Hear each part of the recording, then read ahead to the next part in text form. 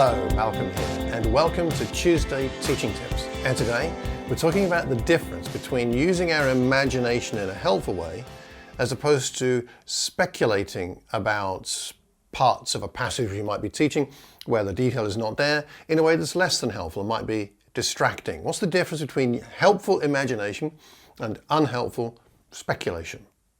I think this is very important because we need to use our imagination. Now, the idea for this has come from, because I got a question from my friend Johnson in India. Hi Johnson, love to you and your family. Thanks for sending me the question. And by the way, if you have questions, anything to do with the Bible or preaching and teaching, do send them my way. malcolm@malcolmcox.org is the email address to use.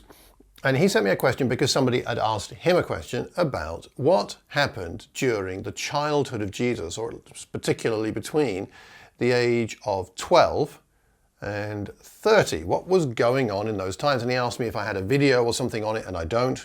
So today what I'd like to do is answer that question, but also use it as a way to explore what is the useful and less than useful way to use our imagination and do some speculating. So that's what we're going to look at here today. So first of all, let's deal with the actual question. I suppose the simple answer, between the ages of 12 and 30, we really have no idea. We have no idea what Jesus was doing in any sense of detail. The Bible doesn't give us any record. We do see Jesus in the temple at the age of 12. It says this in Luke 2:42. When he was 12 years old, he went up to the festival according to the custom. After it was over, his parents were returning home. The boys stayed behind. They were unaware of it. They began looking for him. They didn't find him. They went back to Jerusalem to look for him. After 3 days, they found him in the temple courts, sitting among the teachers, listening to them and asking them questions. So he was doing that at the age of 12. We do know that at that point. And then we know that at the age of 30, he started his public ministry. In Luke 3, verse 23, it says, "Now Jesus himself was about 30 years old when he began his ministry." So we have an incident from him at the age of 12, and we have an incident at the age of 30, and absolutely nothing in between. Now, why 30? The Tyndale Commentary on this passage says this. This was the age when the Levites began their service, if you have a look in Numbers chapter 4, verse 47, and was evidently regarded as the age at which a man was fully mature. Thus, it looks like he didn't begin that public ministry until he perhaps not only knew himself he was ready for it, but he knew the world would accept that he was mature enough to start a public ministry.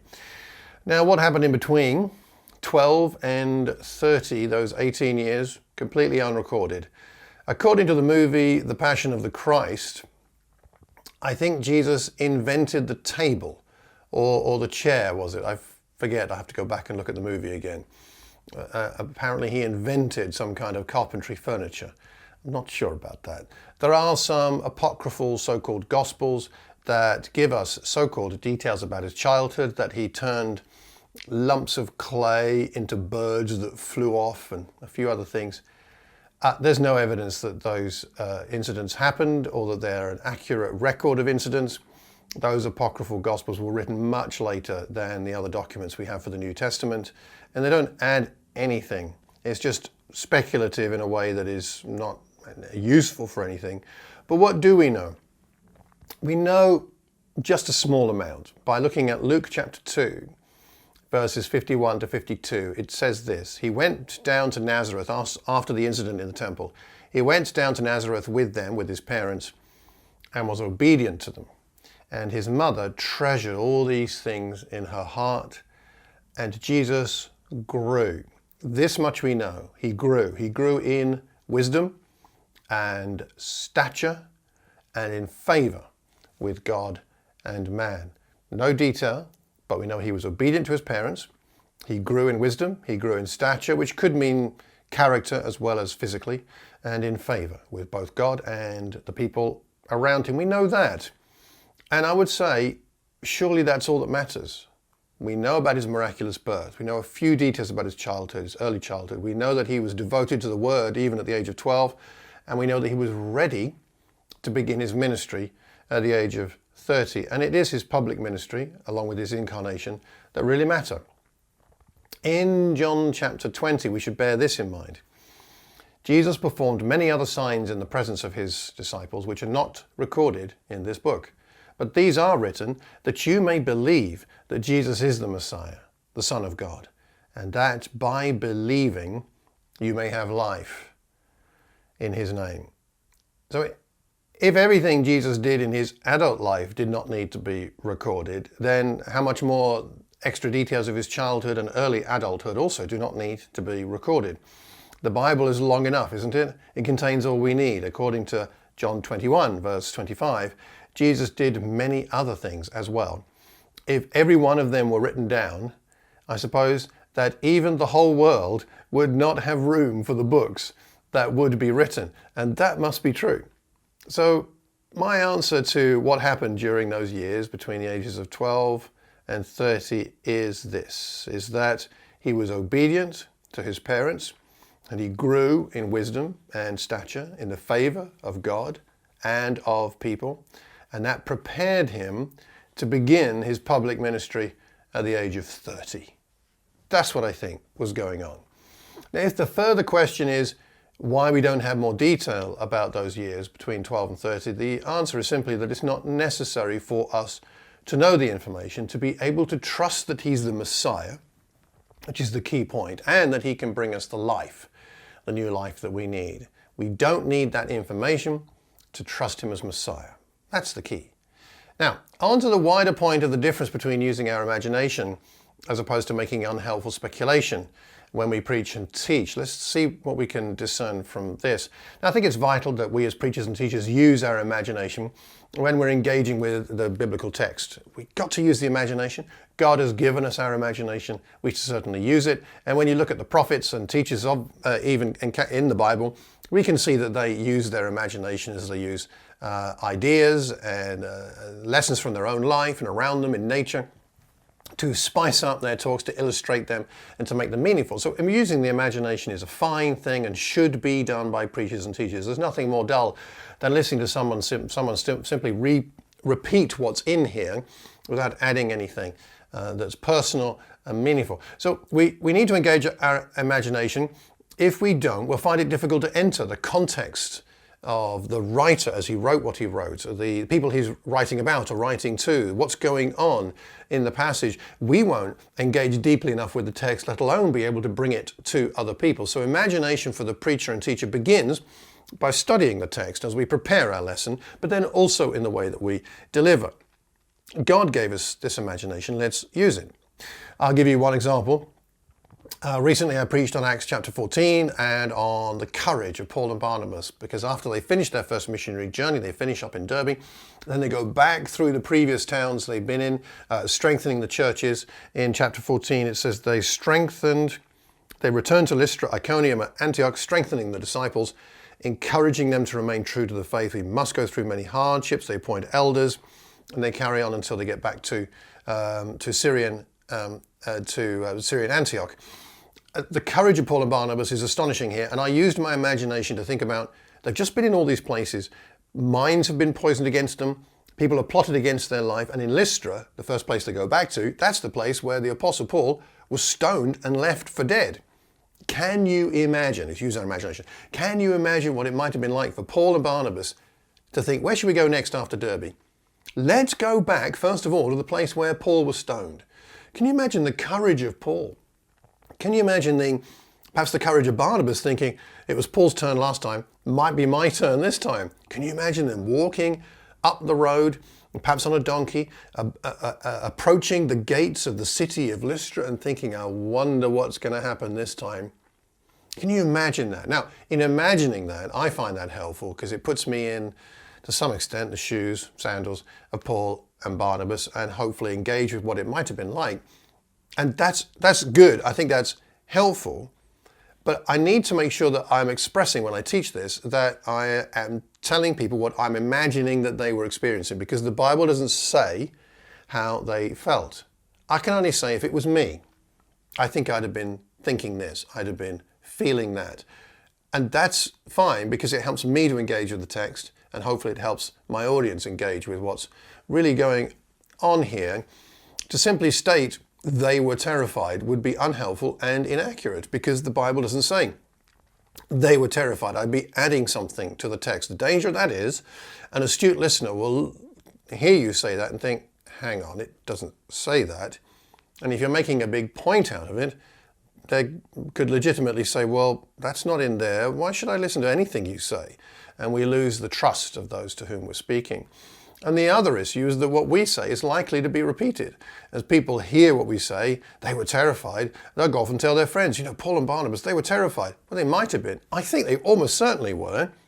But it needs to be my expression of my imagination in this regard, rather than saying something that this text does not actually say. Using our imagination to speculate and to guess isn't wrong. But it would be wrong to give the impression that our speculation, our imagination, our guesswork are a true and definite interpretation of something about the which the Bible does not give us specific details. We don't need elaborate caveats each time we use our imagination. We don't need to say, I'm only using my imagination here, I'm speculating, possibly guessing, you don't need to take anything I'm saying seriously. I don't think that's helpful. That's not how we have conversations with each other. And public speaking is primarily conversation rather than declaration, in my opinion, but that's another teaching tip which I've done before. Instead, simple short phrases like, the way I see it, or it looks to me like, or something like, I wonder if, a few more, perhaps it was like this, or if it was me, I'd be thinking, or if it was me, I'd be thinking, or I'd be feeling. And one last one, I'm only speculating, but, or I'm only guessing, but. Short phrases like this signal to the congregation that you're using your imagination, you're actually encouraging them to use their imagination, but it is imagination and speculation, reasonable imagination, reasonable speculation, hopefully, but it is yours and it's not in the text. You may say I'm nitpicking here, perhaps, but on the other hand, it's honest. And to be honest as a speaker is a good thing, isn't it?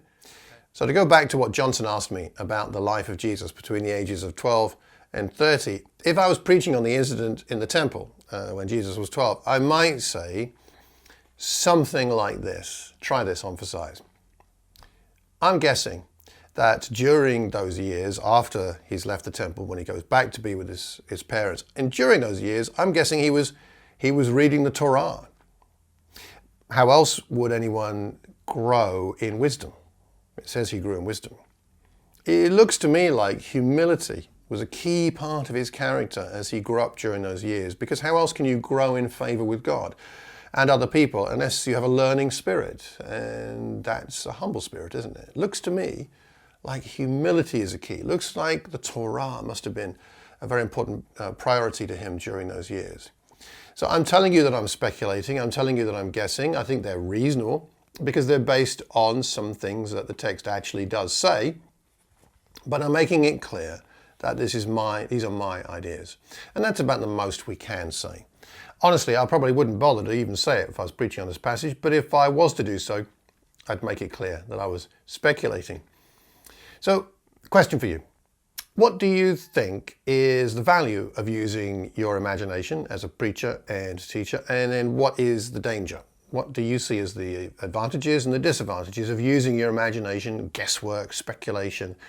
How do we know when we're imagining and using our imagination in a way that's helpful?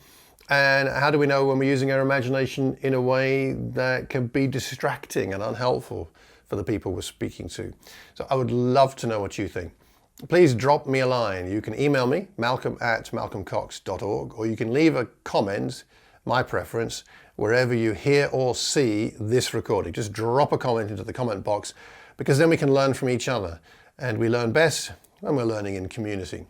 If you have a friend who you think would find this interesting and useful, pass the link on to them, let them know.